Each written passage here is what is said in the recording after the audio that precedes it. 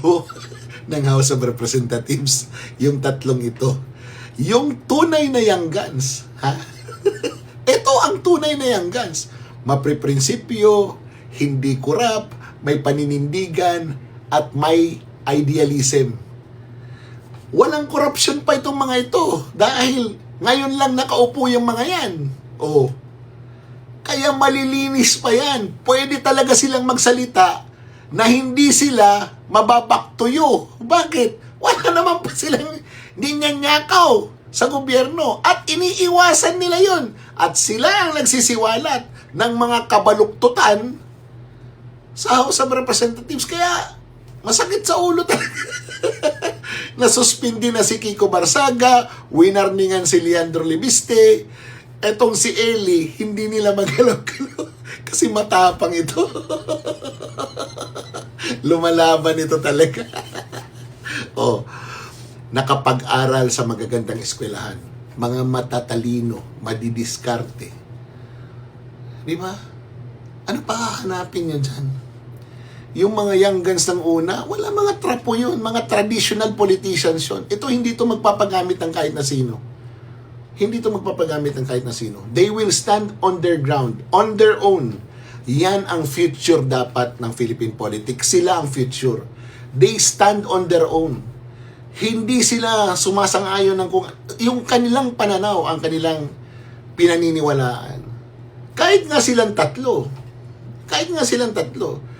I will not say na magkakapareho sila ng kanilang mga pananaw. But they will stand their ground. Each one of them. Yan ang kagandahan. Di ba? Yan ang demokrasya. O tingnan nyo, silang tatlo nandyan. Magkakaiba ang mga pananaw ng mga yan. But they are in one table and nagkasama-sama sila. Di ba? Kaya talagang mas masakit ang ulo yun ng House of Representatives. Di ba?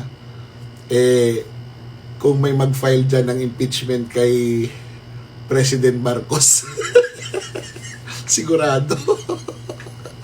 Di ba? Magiging news talaga yun. Oh. Di ba? Kasi itong tatlong ito, hindi na ito basta-basta ng mga politiko. Hindi na ito katulad ng dati na minana yung mga tradisyon at sinusunod kung ano yung mga, parang yung pinapamana ba? Hindi. Itong mga ito parang nagmamadali itong mga ito. Kasi nga future nila ang pinag-uusapan. Kaya gusto nila reforms should be established now. 'Di ba? Bakit? Para pagdating ng future, pagdating ng oras nila, everything is in place.